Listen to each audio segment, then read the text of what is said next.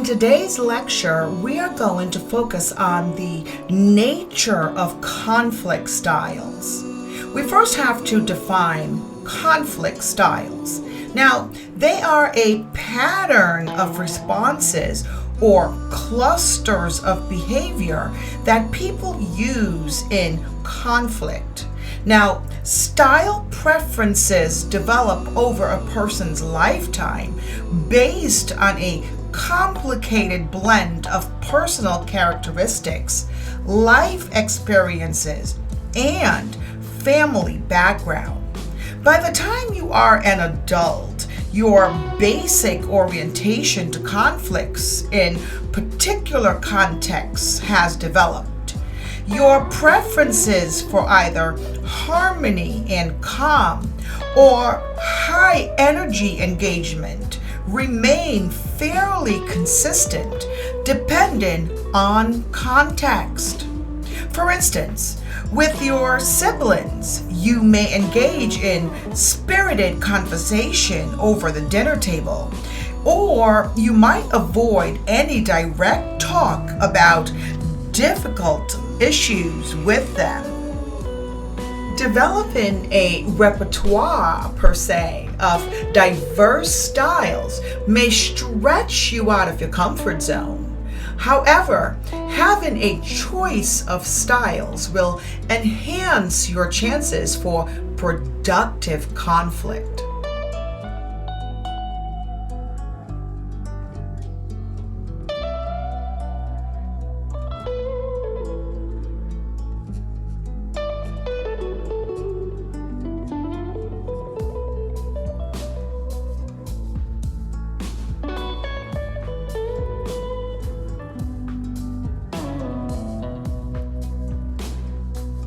Now, let us review Rahim's classification of 5 conflict styles, also known as the dual concern model.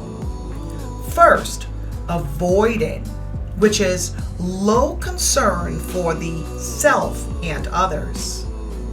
Second, obliging or accommodation, low level of concern for self, but a high level of concern for others.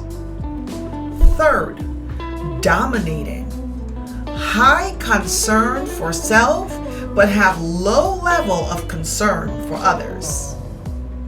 Fourth, integrating, concerns for self and others.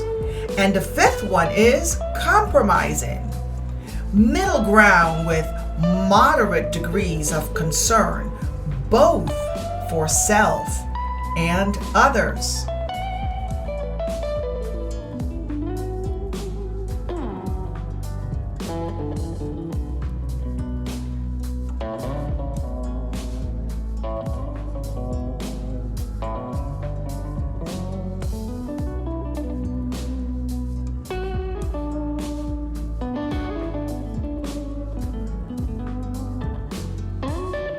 Now, let us work together on assessing your personal conflict style.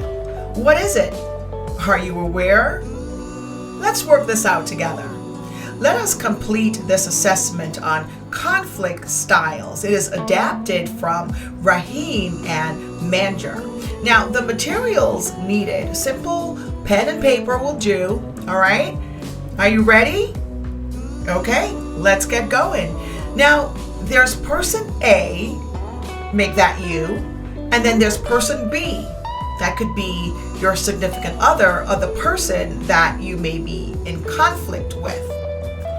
We're going to put 1 for never, 2, seldom, 3, sometimes, 4, often, 5, always. So you should write, numerically 1 through 25. So there's going to be 25 statements that I'm going to read. And you are to mark the number next to person A, which is you, and mark the number next to person B, which is the person you are in conflict with. Are you ready? Great. 1. I avoid being in, quote unquote, put on the spot. I keep conflicts to myself. Go ahead. Write the number. 1 for never, 5 for always. 2. I use my influence to get my ideas accepted. 3. I usually try to, quote unquote, split the difference in order to resolve an issue. If you need more time to think about each of these statements more thoroughly, just press pause on this lecture.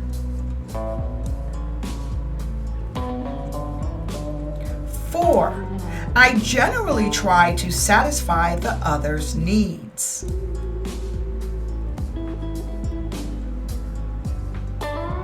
5. I try to investigate an issue to find a solution acceptable to us.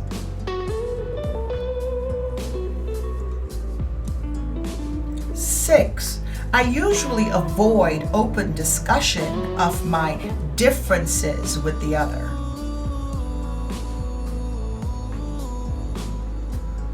7. I use my authority to make a decision in my favor.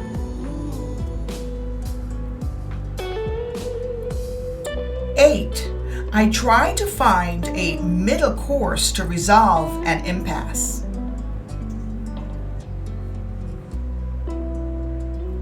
9. I usually accommodate the other's wishes.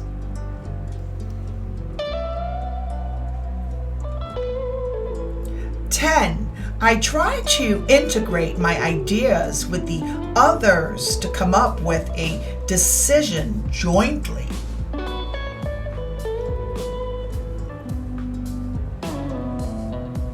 11. I try to stay away from disagreement with the other. 12. I use my expertise to make a decision that favors me.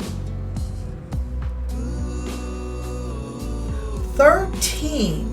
I propose a middle ground for breaking deadlocks.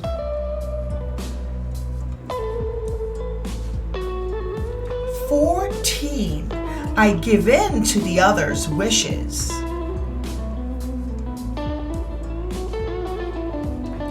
15. I try to work with the other to find solutions that satisfy both our expectations. 16. I try to keep my disagreements to myself in order to avoid hard feelings.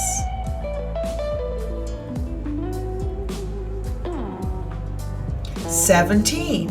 I generally pursue my side of an issue.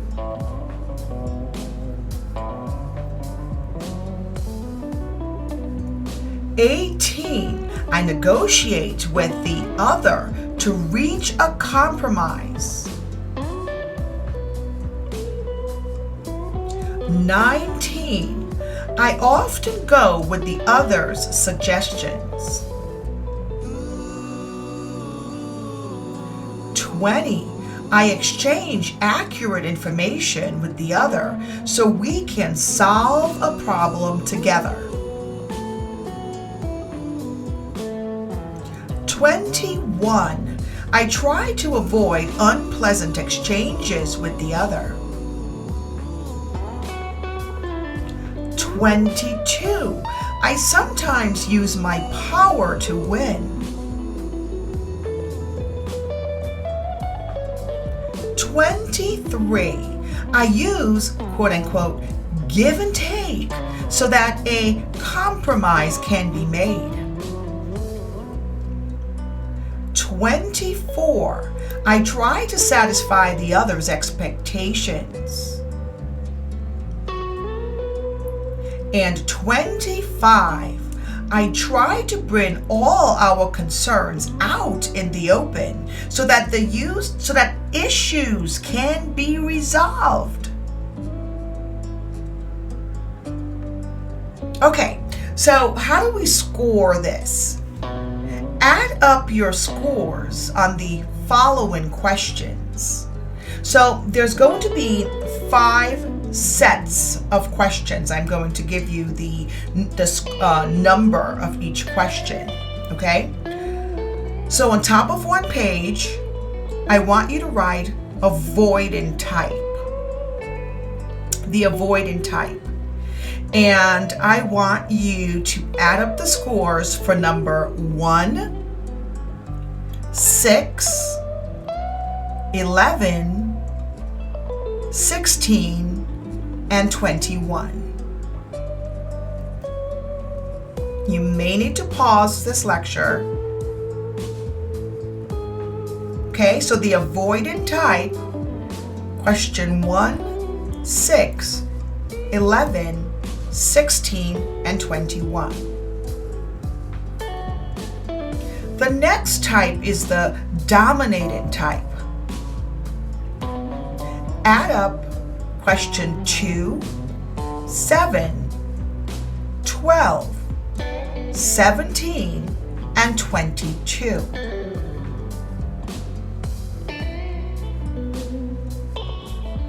Next, for the compromising type, add up questions 3, 8, 13, 18, and 23. For the obliging or accommodating type, add up number 4, 9, 14, 19, and 24.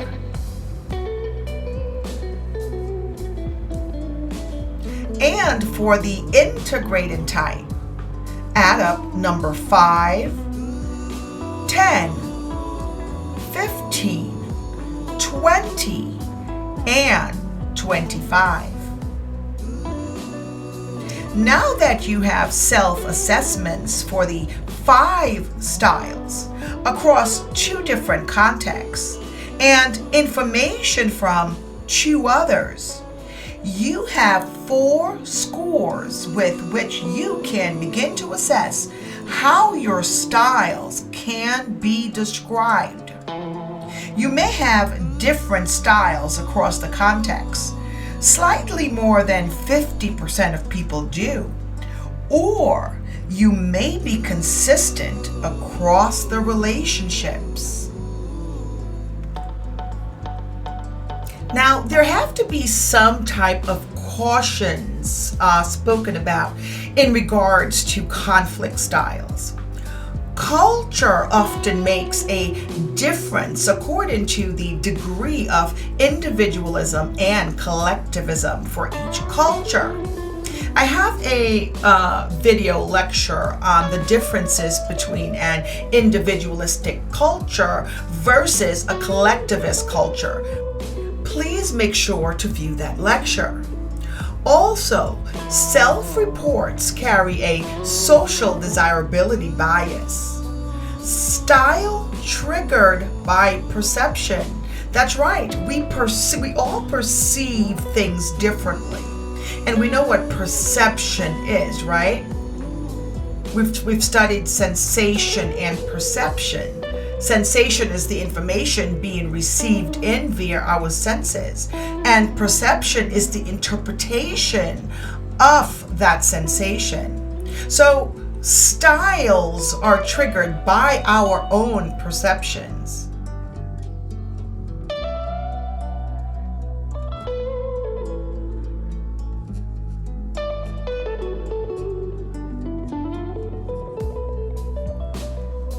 Knowing your perception of self and others, and the other's perception of self, gives you insight into what fuels ongoing conflict. In a close relationship, what is the best way to find out how your friend, partner, or family member perceives you? The only way is to ask them.